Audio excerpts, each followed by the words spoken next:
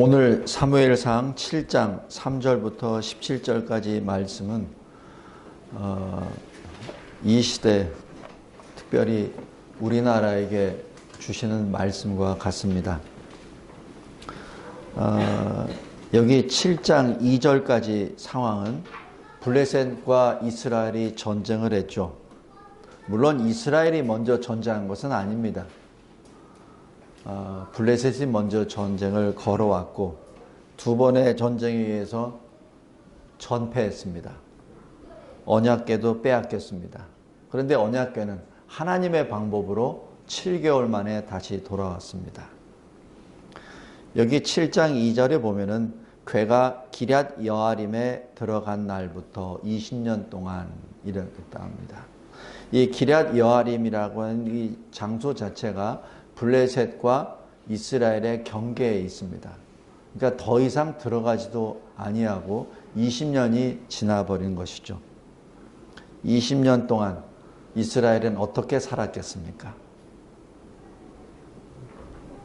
전쟁에 진 나라 어떻게 살겠습니까? 패전국 어떻게 살겠습니까? 제가 전쟁사를 쭉 이제 공부하면서 했었던 것은 전쟁에 지면은 전쟁에 들어간 모든 비용을 패전국이 물어냅니다. 그게 관례입니다.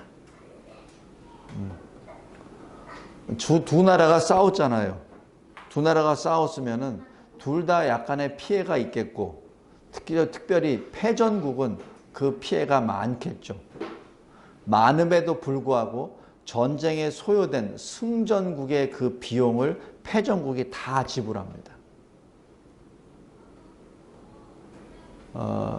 우리나라 이 1965년 한일 협정에 의해서 일본이 10년 동안 그 당시 US 달러로 3만 불을 33억 불을 3억 불을 대한민국에 주기로 되어 있습니다. 그리고 이자 내지 않는 무상 차관으로 2억 불을 또 주게 되어 있습니다. 10년 동안. 그러니까 10년 동안 그 당시 5억 불을 이 대한민국에 주게 되어 있습니다. 제가 그 협정을 보고 참 외교 잘했다 하는 생각이 듭니다. 왜 그런 줄 아세요? 일본은 패전국이에요. 패전국은 승전국에게 돈을 주는 것이지 거기에 딸린 나라에 대해 주는 거 아닙니다. 승전국한테 주는 거예요. 근데 우리는 그걸 받았어. 받을 형편이 아니에요. 왜냐면 우리는 싸우질 않았기 때문에. 우리는 그냥 자유를 거저받은 나라이기 때문에 그 돈을 받을 입장에 못 됩니다. 제가 그냥 객관적으로 얘기하는 겁니다. 저도 한국 사람이기 때문에 좀 더 받았으면 더 좋겠다는 마음이 들긴 들어요. 그러나 우리 입장에서 돈 달라고 얘기할 자격이 안 됩니다. 패전국은 승전국이 원하는 대로 줘야 됩니다. 그것이 전쟁입니다. 그래서 전쟁은 반드시 이겨야 되고 전쟁에서 질 듯하면 전쟁은 안 하는 겁니다. 전쟁은 반드시 이겨야 됩니다. 지면은 그 나라는 망하기 때문에 그렇습니다. 실컷 전쟁에 졌는데 승전국에다가 그 전쟁 비용까지 다 갚아주면 그 나라는 죽죠. 그래서 나라가 망하는 겁니다. 1965년 한일협정은 하나님의 도우심으로 우리가 받을 자격이 없는데 받은 겁니다. 어떻게? 미국이 뒤에서 우리를 안아줬기 때문에. 그래서 우리는 싸우지도 않았는데 우리는 승전국의 위치로 들어가 버린 겁니다. 그래서 받은 겁니다. 그래서 그걸로 경제 개발을 이룩한 것이죠. 지금 그것을 논할 때가 아닙니다. 오늘 여기 블레셋과 전쟁을 한 패전국 이스라엘의 삶을 잠깐 보겠습니다. 7절 보십시오. 이스라엘 자손이 미스바에 모였다 함을 듣고 블레셋이 이스라엘을 치려고 올라왔습니다.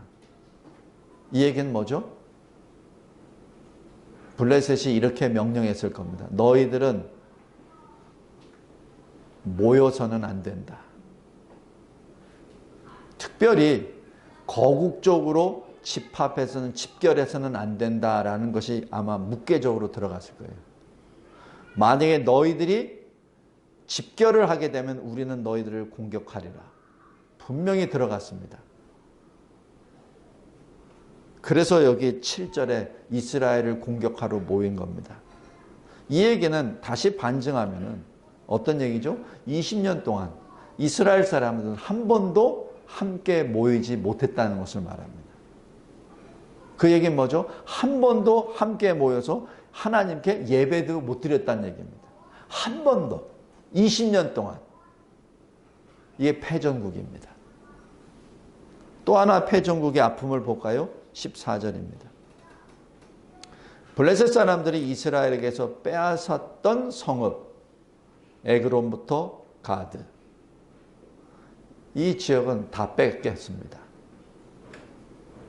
무엇이죠? 바로 전쟁 비용입니다. 전쟁 비용으로 너희들은 돈이 없으니까 땅을 내놓으라는 얘기입니다.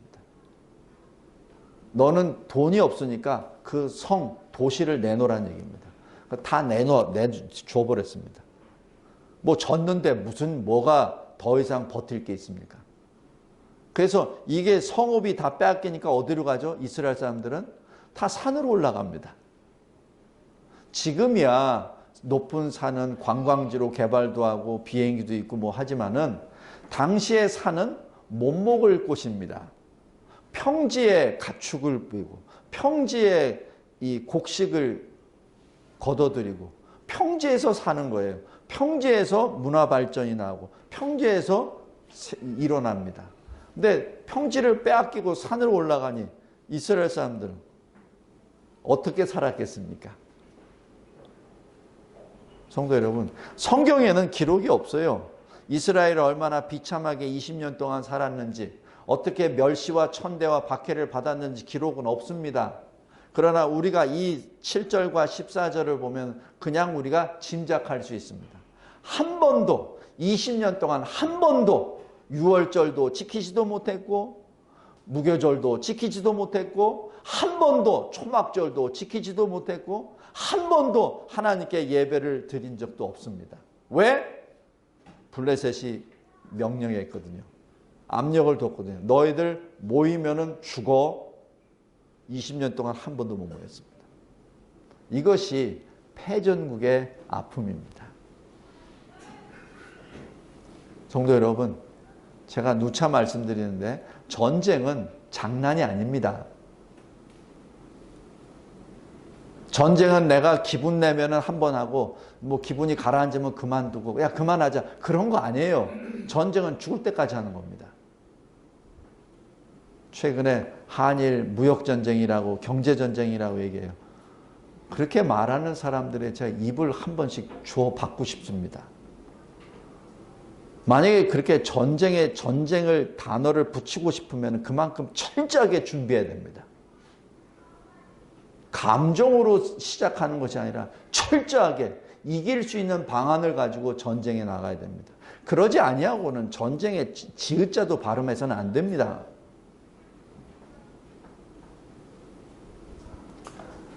패전국 이스라엘의 모습이었습니다. 두 번째, 이스라엘의 변화된 모습입니다. 첫 번째 변화된 것이 바로 3절입니다. 지금 사무엘이 아마 그때 나이가 몇 살이 된지 정확히는 알 수 없으나 사무엘이 어렸을 때 언약궤를 빼앗겼죠. 대략 한 10대 정도로 추측이 됩니다. 20년이 지났으니까 한 30대, 많아야 40대 초반. 그때 하나님이 사무엘에게 아마 명령하셨을 거예요. 뭐라고? 이스라엘아, 너희는 전심으로 온 마음과 온 힘을 다하여 온 정성을 다하여 하나님께 회개하라. 그것이 여호와께 돌아오라는 얘기, 그 얘기입니다. 돌아오거든 어떻게 돌아오냐면 구체적인 방법, 너희들이 섬기고 있는 이방 우상들로부터 나오란 얘기입니다. 우상들을 너희들로부터 제거해란 얘기입니다. 너희 마음을 하나님께 향하라 얘기고 하나님만 섬기라고 말합니다. 왜 이렇죠? 이스라엘 사람들이 하나님을 버린 거 아니에요. 뭐냐면 하나님도 섬기고 바알도 섬기고 아스타롯도 섬기고 그런 겁니다. 왜? 이스라엘 사람들은 지금 유목민이었어요. 그냥 철 따라 풀 있는 대로 움직였었던 사람이에요. 과거 노예 출신이에요. 애굽의 노예 출신. 그냥 광야에서 하나님이 하라는 대로 그냥 쭉 왔었던 사람이에요. 전쟁에서 승리했다고? 아닙니다. 하나님이 다 물리쳐 주신 거예요. 그러다 보니까 하나님이 잠시 하나님의 인도하심을 받은 그 여호수아가 살아있을 때는 하나님을 경외하면서 이렇게 쫓아다녔어요. 그러나 여호수아가 죽자 하나님을 잊어버립니다. 하나님이 어떻게 출애굽하셨는지도 잊어버려요. 자기 소견에 오른 대로 계속합니다. 그러니까 12명의 사사가 임했는데도 불구하고 이스라엘은 여전히 자기 소견에 오른 대로 그냥 자기가 아플 때는 주여 우리를 살려주소서, 그럼 사사를 세우고 사사를 통해서 몇십 년 동안 평강이 이루어지면 그 다음엔 또 하나님을 잊어버리고 또 우상을 섬깁니다. 왜? 하나님의 방법대로 하면 예측이 불가하니까 지금 여기 바알이나 아스타롯을 섬겨야 곡식을 제대로 심을 수 있고 비도 제대로 내리고 그래야 되잖아 라고 얘기하면서 현실과 타협해버린, 다시 얘기해서 신앙의 혼합이 이루어진 겁니다. 여호와를 버린 것이 아니라 여호와도 섬기고 바알도 섬기는 우리 대한민국에 하나님도 믿고 조상신도 믿고, 예? 예, 추석 때마다 항상 갈등하잖아요. 무덤에 가서 제사를 지내야 되냐 말아야 되냐 그거 가지고 갈등하잖아요. 그게 뭐냐면은 지금 두 신을 섬기고 있다는 사인입니다. 그거는 고민의 대상이 아니에요. 제가 아까도 말씀드렸지만은 복잡하게 만드는 것은 사람이 만드는 것이지 하나님은 분명합니다. 3절 보십시오. 오직 그만 섬기라. 오직 하나님만 섬기라. 자꾸 무슨 상황을 얘기하지 말란 얘기입니다. 너희들이 지금 여기에서 곡식을 잘 거두려면, 여기서 사업을 잘하려면 이 방법을 꼭 해야 돼. 이거 없으면 사업이 안 돼. 라고 하는 그 사탄의 꾀임에 넘어가지 말란 얘기입니다. 성도 여러분, 기억하시기 바랍니다. 우리 성도들 중에서도 기업하시는 분들이 있어요. 그러나 세상에서 이렇게 하는데 이거 안 하면은 나 기업 망해. 착각하지 말기 바랍니다. 하나님 말씀대로 순종한 그 기업, 하나님의 은혜로 예상하지도 못하는 많은 흥함을 우리가 보고 있습니다. 뭘로 보냐고요? 제가 11조 보면 알잖아요. 11조 보면 알잖아요.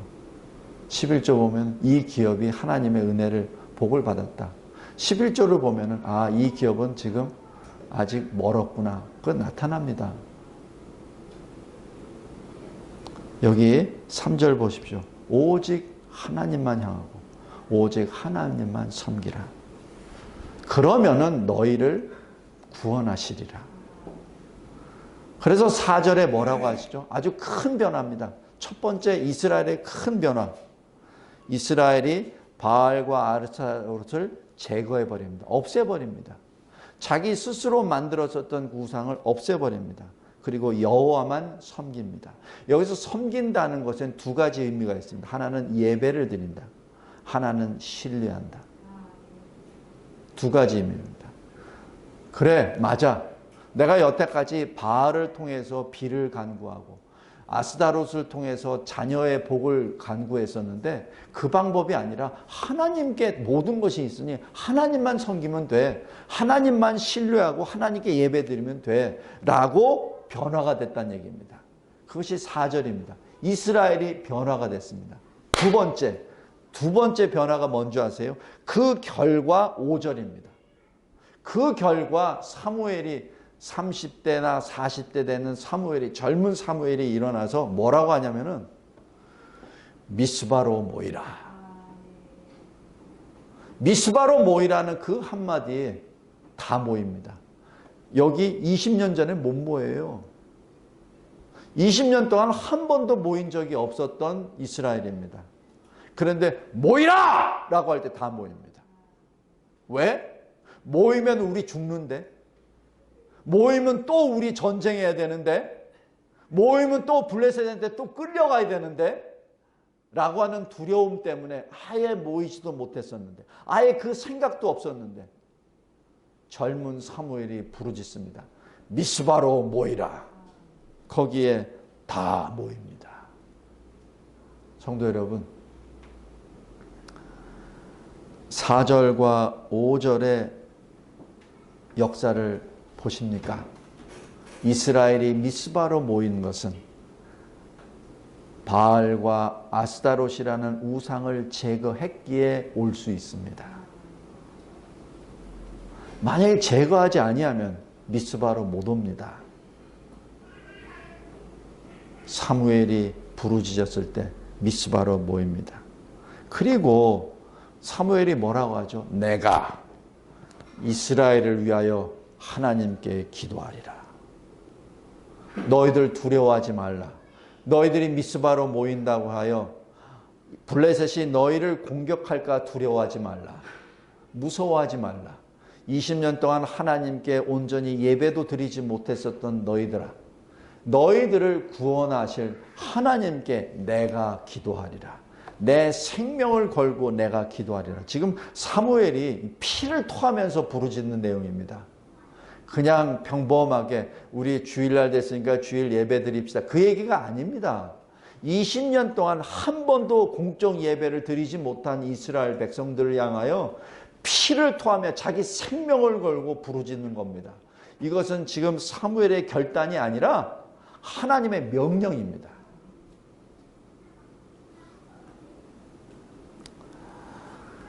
하... 6절에 보십시오. 미스바에 모여서 무엇을 하죠? 물을 길어 여호와 앞에 붓습니다. 온종일 금식 기도를 합니다. 여기서 물을 붓는다, 여호와 앞에 붓는다는 뜻은 하나님, 이 물은 우리에겐 생명입니다. 그러나 내가 여호와 앞에 나의 생명을 붓습니다. 나의 모든 것을 주께 붓습니다. 자기 자신을 지금 내려놓는 것입니다. 그리고 종일토록 먹지 않고 하나님께 금식 기도합니다. 먹는 건 무엇이죠? 생명입니다. 먹지 않으면 죽어요. 그에게는 내 생명을 걸고 주 앞에 엎드립니다. 라는 것이 금식 기도입니다. 그러면서 뭐를 하죠? 우리가 범죄하였나이다. 성도 여러분, 20년 동안 환난, 20년 동안 그 핍절한 그 상태, 20년 동안 평화의 지대는 없고 그냥 산악에서 블레셋의 눈치를 보면서 겨우겨우 살던 20년의 그 생활이 이스라엘을 변화시킨 것이죠. 이거는 그냥 나온 거 아닙니다. 우리 인생 가운데 이러한 환난이 있을 때 환난을 기쁨으로 받아들일 수 있는 이유는 그 환난 가운데 환난을 통하여 하나님이 우리를 붙잡고 계신다는 사실을 우리가 영의 눈으로 보기 때문에 우리는 환난 가운데 기뻐할 수 있고 그 기쁨으로 인내할 수 있습니다. 이스라엘은 바로 그 인내의 터널을 통과한 것이죠.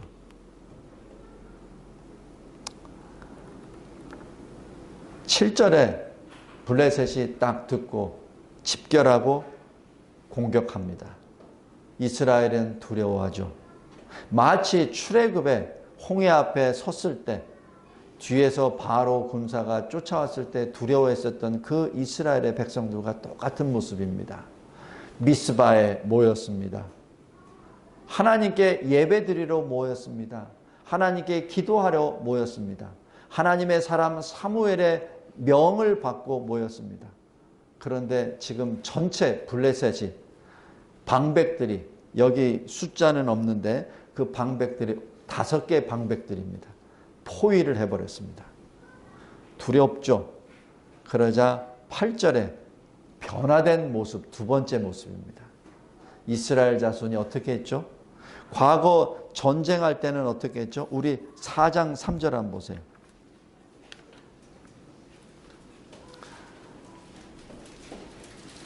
블레셋과 전쟁할 때 4장 3절에 마지막 부분, 여호와의 언약궤를 실로에서 우리에게로 가져다가 우리 중에 있게 하여 그것으로 우리를 우리 원수들의 손에서 구원하게 하자. 지금 언약궤를 자기 방패의 수단으로, 자기 수단으로 사용하려 했던 것이죠. 하나님을 자기 자판기로 자기 무기로 사용하려고 했었던 이스라엘 사람들입니다. 그러니까 전쟁에 패했죠. 그런데 여기 7장 8절 보십시오. 이스라엘 자손이, 여기 이스라엘 자손은 여기 4장 3절에 나왔던 장로들이 뭐 얘기했잖아요. 여긴 장로들이 없어요. 왜? 장로라고 어깨에 힘주고 다닐 사람이 없기 때문에 그렇습니다. 20년 동안 그러한 생활을 했는데 누가 나는 장로네, 나는 지도자네 라고 얘기하면서 어깨에 힘주면서 말하는 사람이 어디 있습니까? 내가 장로인데, 내가 지도자인데 내 의견에는 이렇게, 그 의견 따위 없습니다. 8절 절 보십시오. 이스라엘 자손 전체가 사무엘에게 말합니다. 사무엘이여, 우리를 위하여 하나님께 쉬지 말고 부르짖소서. 우리를 구원하시게 하소서. 완전히 바뀐 겁니다. 하나님이 원하시는 모습이죠. 하나님이 원하시는 모습입니다. 내 의견에는 이렇게 해야 돼. 내 의견에는 이렇게 해야 돼. 내가 누군데. 이렇게, 그런 사람 한 사람도 없어요. 이스라엘 전체가 사무엘에게 부르짖습니다. 사무엘이여, 우리를 위하여 기도하소서. 누구에게? 여호와께. 여호와께서 우리를 구원하게 하소서. 이것이 변화된 이스라엘의 모습입니다. 변화된 모습 첫 번째는 자기 자신에 있었던 우상을 다 제거합니다. 두 번째는 미스바로 모이라, 하나님께 예배드리자 했을 때 다 모입니다. 세 번째 변화는 적의 위협 앞에 하나님께 구원을 간구합니다.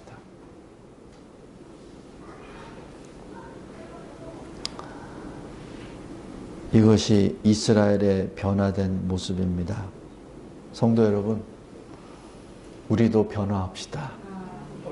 우리 대한민국이 지금 총체적으로 이 대한민국이라는 이 나라가 가라앉고 있습니다. 누구에게 손가락질 할 것도 없어요. 우리가 어리석어서, 우리가 어두워서 이 길까지 온 것입니다. 우리가 할 일은 이제는 정신을 차리고 교회가 일어나고 5천만이 일어날 때입니다. 하나님이 살아계심을 부르짖어야 합니다. 9절에 보십시오. 사무엘이 어린 양 하나를 번제로 드립니다. 여기서 온전한 번제를 드립니다. 하나님께 완전히 다 드립니다. 어린 양의 모든 것을 다 태워서 하나님께 드립니다.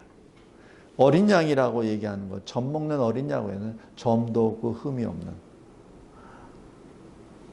깨끗하고 순결한 어린 양을 드립니다. 왜? 죄 사함에는 공짜가 없습니다. 죄 사함은 오직 생명밖에 없습니다. 왜냐하면 죄라는 것이 우리 인간에게 들어있는데 뗄 수가 없어요. 뗄 수가 없습니다. 그래서 생명이 필요합니다. 생명을 피라고 표현하죠. 그래서 어린 양을 죽여서 하나님께 드리는 겁니다.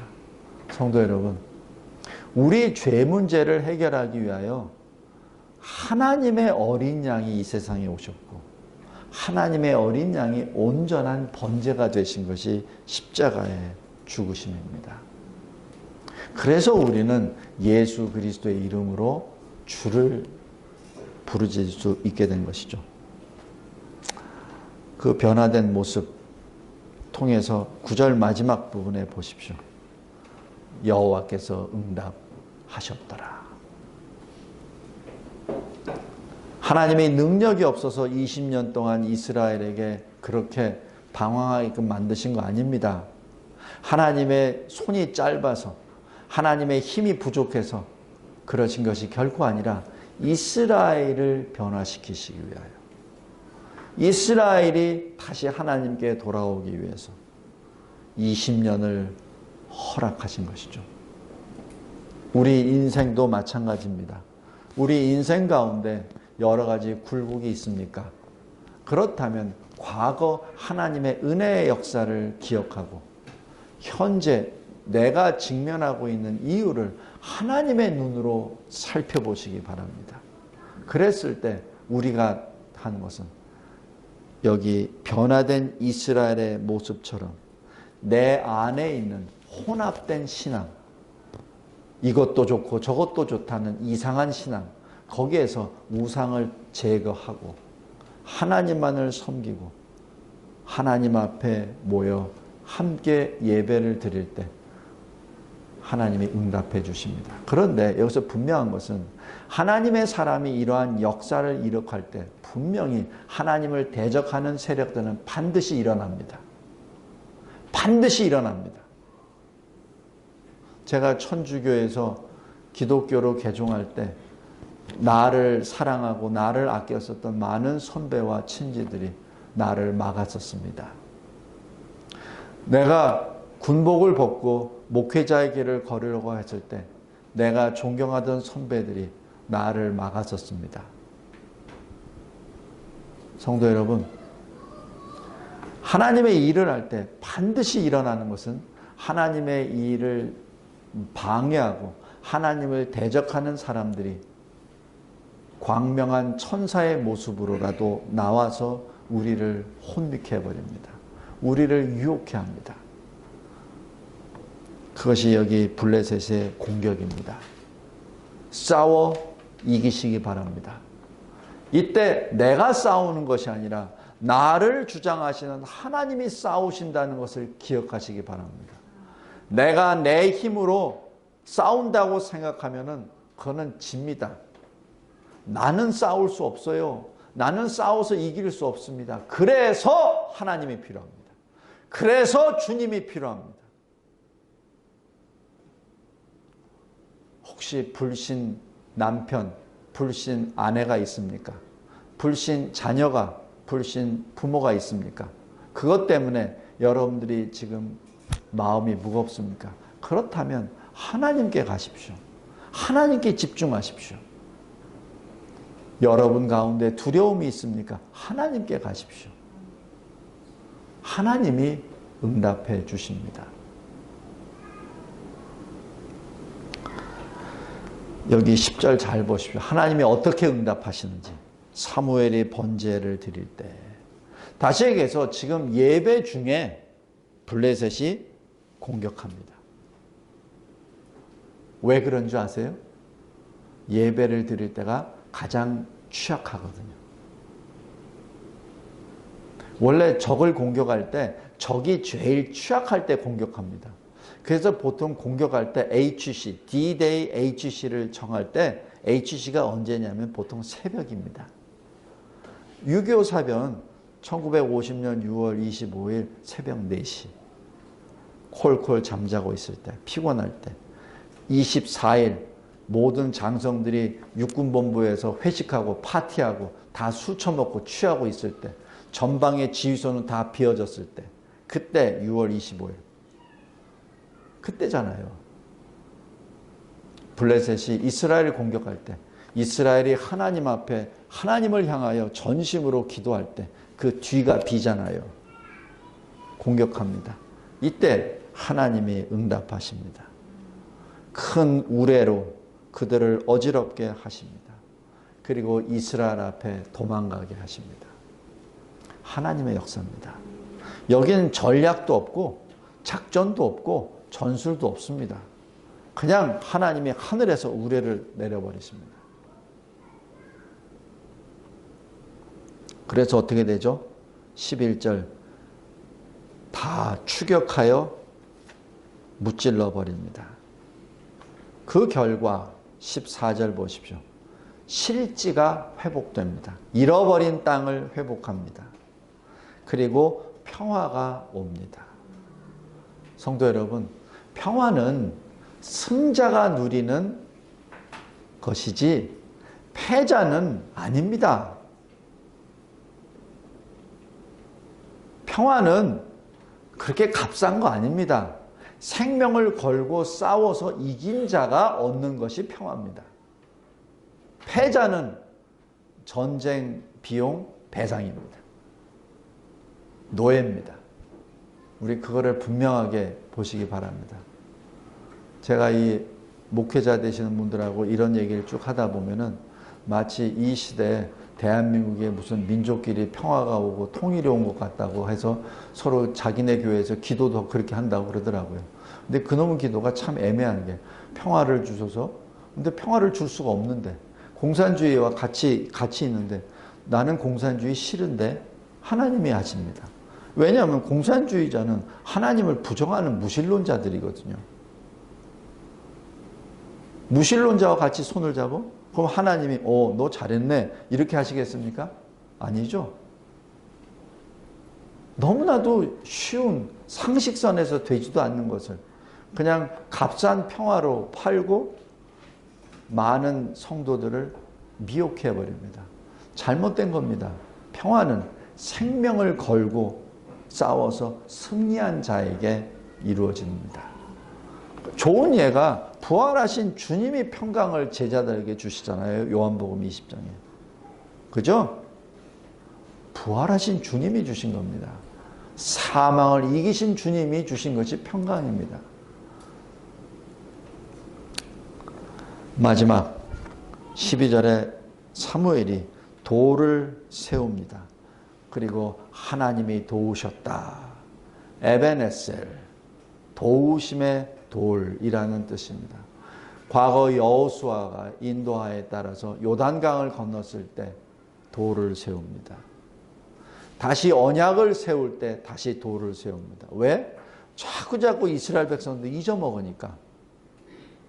제가 오늘 어린이 예배 때 언약에 대해서 쭉 얘기하니까 어떤 친구가 왜 이렇게 언약을 계속 하세요? 좋은 질문이다. 아브라함이 자꾸 잊어먹으니까.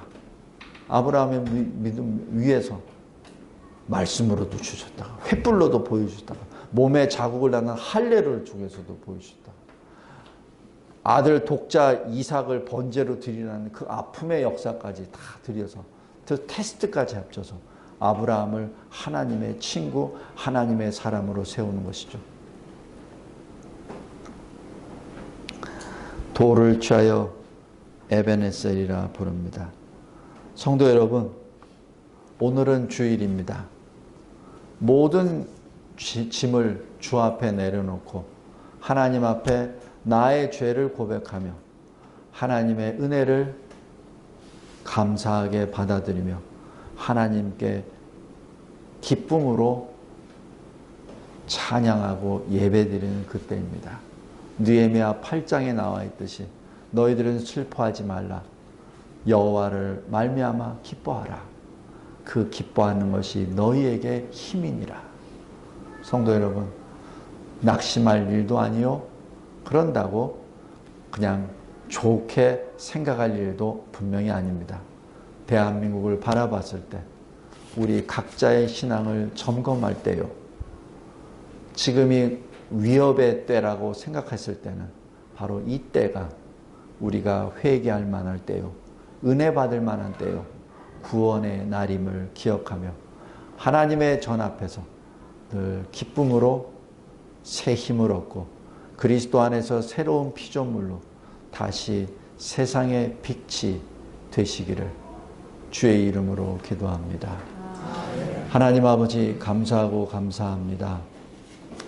사무엘에게 허락하셨던 그리고 당시 이스라엘 사람들에게 허락하셨던 이 회개 현장이 이 대한민국의 현장이 되게 하여 주시고 이스라엘의 결단이 대한민국 교회의 결단이 되게 하여 주시고 이스라엘에게 임하셨던 승리와 평강의 역사가 이 대한민국에 임하게 하옵소서. 다시 대한민국 교회가 일어나 기쁨으로 하나님을 찬양하게 하여 주시고 대한민국 교회를 통하여 대한민국이 다시 세워지는 기쁨의 역사 허락하여 주옵소서. 예수 그리스도의 이름으로 기도드리옵나이다. 아멘.